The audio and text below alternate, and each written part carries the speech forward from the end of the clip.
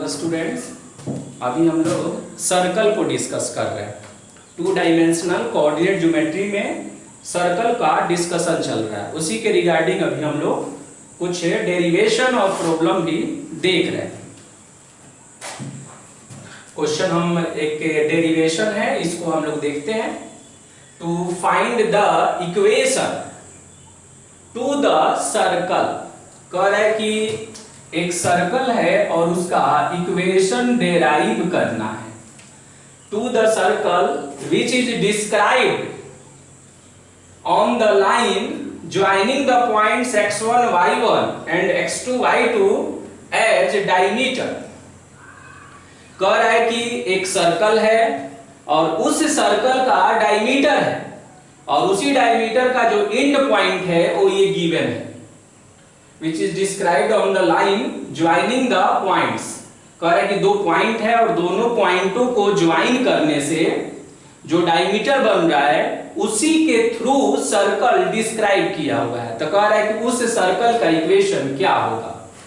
यानी सीधे शब्दों में हम ऐसे भी समझ सकते हैं कि कोई सर्कल है और उस सर्कल का डायमीटर दिया हुआ है और डायमीटर का एंड पॉइंट का कोऑर्डिनेट दिया हुआ है और मुझे उस सर्कल का इक्वेशन फाइंड करना है। ओके, तो देखते हैं इसके लिए। तो इसके लिए मैंने क्या किया कि एक सर्कल का कंस्ट्रक्शन कर लिया और ये इसका सेंटर है और हमने डायमीटर बना दिया, क्योंकि अगर ये डायमीटर है तो डेफिनेटली इसके सेंटर से पास करेगा। अब ये जो डायमीटर है ना, डायमीटर मींस इन दिनों से आप व्यास बोलते हैं, तो डायमीटर के एंड पॉइंट का कोऑर्डिनेट दिया हुआ है। यानी ये जो है कैपिटल A है और ये कैपिटल B है। A का कोऑर्डिनेट दिया हुआ है x1 y1 और B का कोऑर्डिनेट दिया हुआ है x2 y2 और ये है इसका सेंटर और इस सेंटर को हमने C से डिनोट कर दिया। अब कह रहा है कि इसका इक्वेशन निकालिए इस सर्कल का। तो मैंने बताया था कि जब भी 2 डायमेंशन में हम इक्वेशन को डेराइव करते हैं तो उस कंडीशन में हमेशा हम इस बात का ध्यान रखते हैं कि उस पर एक मास्टर पॉइंट है और उस मास्टर पॉइंट का कोऑर्डिनेट x, y मानते हैं, क्योंकि हमारे यहाँ ये ट्रेडिशन है कि इक्वेशन x, y में फॉर्म करते हैं। तो ऐसा हम एज्यूम किए कि इस कर्व पर एक पॉइंट है P और उसका कोऑर्डिनेट है x, y, उसको हम मास्टर पॉइंट बोलते हैं। कभी भी जब हम इक्वेशन बनाते हैं ना किसी का, अगर 2 डायमेंशन में बनाएंगे तो इस पॉइंट का रहना नितांत आवश्यक है। बिना इस पॉइंट के हम इक्वेशन नहीं बना सकते। अब हमने क्या किया कि डायमीटर का जो एंड पॉइंट है, यानी इसका जो छोर है, इससे इसको हमने ज्वाइन कर दिया। अब कहेंगे ज्वाइन करने का पर्पस क्या है, तो अभी आपको मालूम चलेगा कि इसका पर्पस क्या है। ऐसे ज्वाइन कर दिया तो एक एंगल बना उसके सरकमफियरेंस पर। ये एक एंगल का फॉर्मेशन हुआ यहां पर और इस पॉइंट का नाम क्या है? इस पॉइंट का नाम है P, इस पॉइंट का नाम क्या है A और इस पॉइंट का नाम क्या है B। A का कोऑर्डिनेट हम मान लेंगे कि x1 y1 है। ये जो पॉइंट यहां देख रहे हैं, इस A पॉइंट का कोऑर्डिनेट A है और इसके कोऑर्डिनेट को हमने क्या किया, x1, y1 मान लिया, x1, y1। और ये जो B पॉइंट है इसके कोऑर्डिनेट को x2, y2 हमने मान लिया।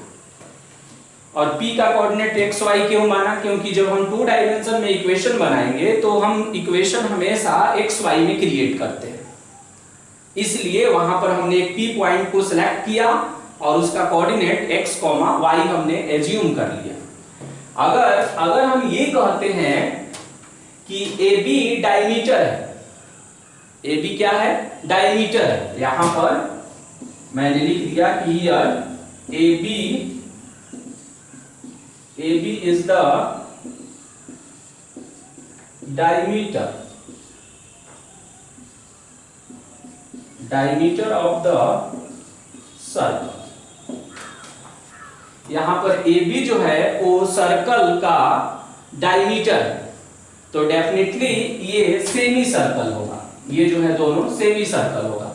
और आप यूक्लिडियन ज्योमेट्री या प्लेन ज्योमेट्री में ये पढ़ा होगा आपने कि angle formed in a semi circle is right angle. अर्धवृत्त में बना कोण समकोण होता है। अच्छा, अब है कि सेमी सर्कल में एंगल बनता कैसे है। तो देखिए, ये डायमीटर है, ये डायमीटर का एंड पॉइंट है। तो आप क्या करेंगे ना कि सरकमफियरेंस पर कोई भी एक पॉइंट सेलेक्ट करेंगे। ये जरूरी नहीं है कि यहां सेलेक्ट करेंगे, उस पॉइंट का सिलेक्शन कहीं भी हो सकता है।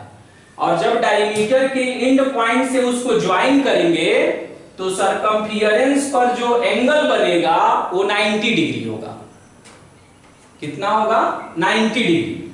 इसका मतलब ये हुआ, इससे मुझे मालूम चलता है कि angle formed in a semi circle is right angle, मतलब कि अर्धवृत्त में बना कोण समकोण होता है। अब आप कहेंगे कि इसे कैसे प्रूफ करेंगे हम? Angle formed in a semi circle is right angle मतलब कि 90 डिग्री होता है, इसे हम कैसे प्रूफ करेंगे? तो ये सब जो है सेकेंडरी लेवल में 9th और 10th स्टैंडर्ड का वो रिजल्ट होता है।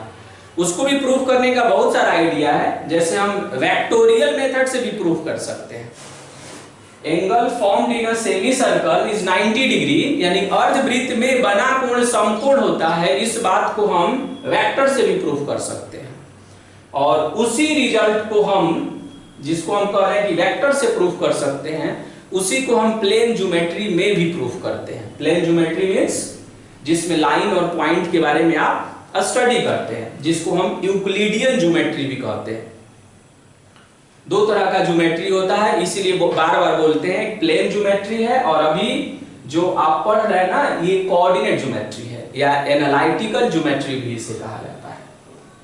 ओके, तो उस रिजल्ट को यहाँ प्रूफ तो हम नहीं करेंगे, लेकिन उसका यूज करेंगे। लेकिन ध्यान रखना है कि मेनली उस रिजल्ट को कि अर्धवृत्त में बना कोण समकोण होता है, उसे सिद्ध करने के लिए दो तरीके यूज होते हैं।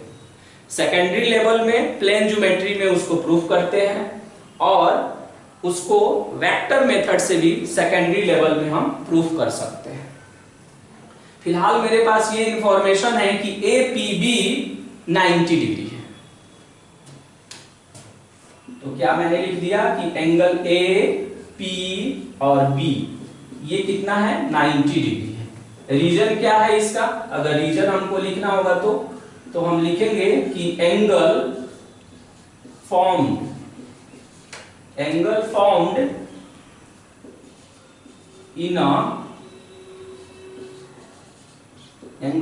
in a semi circle is 90 degree. इस रिजल्ट को हम याद रखेंगे कि सेमी सर्कल में जो एंगल फॉर्म होता है वो 90 डिग्री होता है, उसके सरकमफियरेंस पर जो एंगल बनता है। और इस बात का भी ध्यान रखा जाता है कि ये जो एंगल 90 डिग्री हो रहा है ना, अगर इस पॉइंट को हम यहां भी सिलेक्ट करेंगे और इससे और इसको ज्वाइन करेंगे ना, तो यहां भी 90 डिग्री होगा। फिर उसी तरह कोई और पॉइंट सेलेक्ट करेंगे और ऐसे ज्वाइन करेंगे तो भी वो 90 डिग्री होगा। ओके, तो angle formed in a semi circle is 90 degree. ये इंफॉर्मेशन हम याद रखेंगे। अब इसका अगर प्रूफ देखना है तो आप उसका वेक्टर मेथड भी देख सकते हैं लेक्चर वीडियो में, वहां से भी मिल जाएगा, और प्लेन ज्योमेट्री का भी आप देख सकते हैं।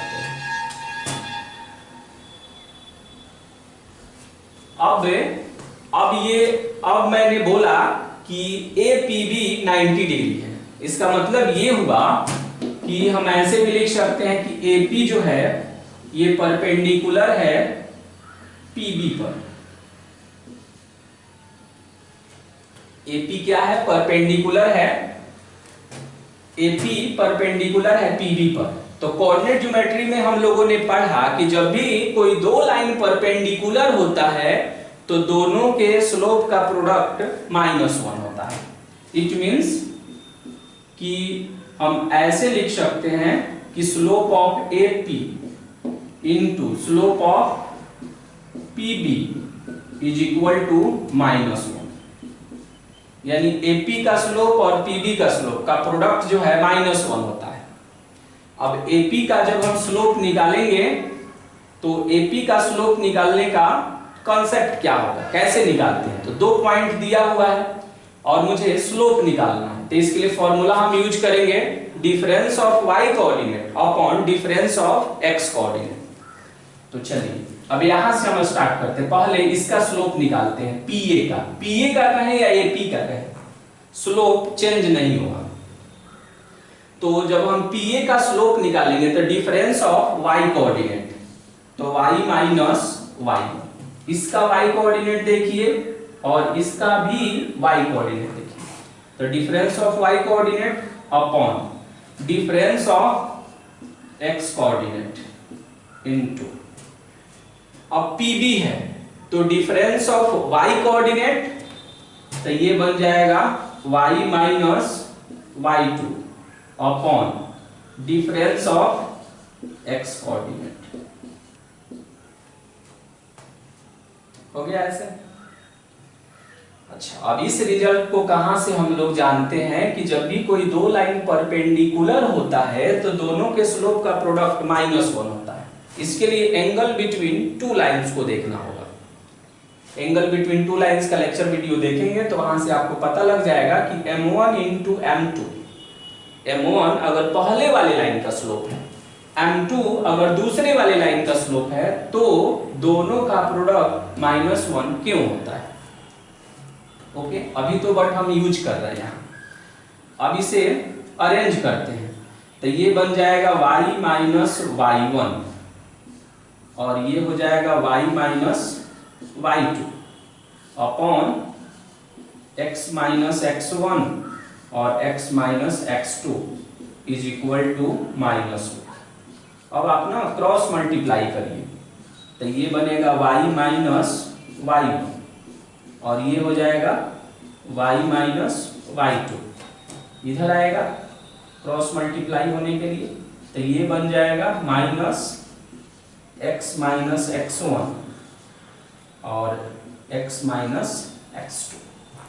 अब तो ये माइनस है ना यहाँ, तो इसको LHS में आप ट्रांसफर करिए। तो LHS में जब उसे हम ट्रांसफर करेंगे तो कुछ ऐसा रिजल्ट आएगा, x माइनस x1 फिर x माइनस x2, माइनस में तो इधर आकर प्लस कर लेते हैं, अब फिर हो जाएगा y माइनस y1, अब फिर हो जाएगा y माइनस y2 और is equal to 0। This is the required equation of the circle.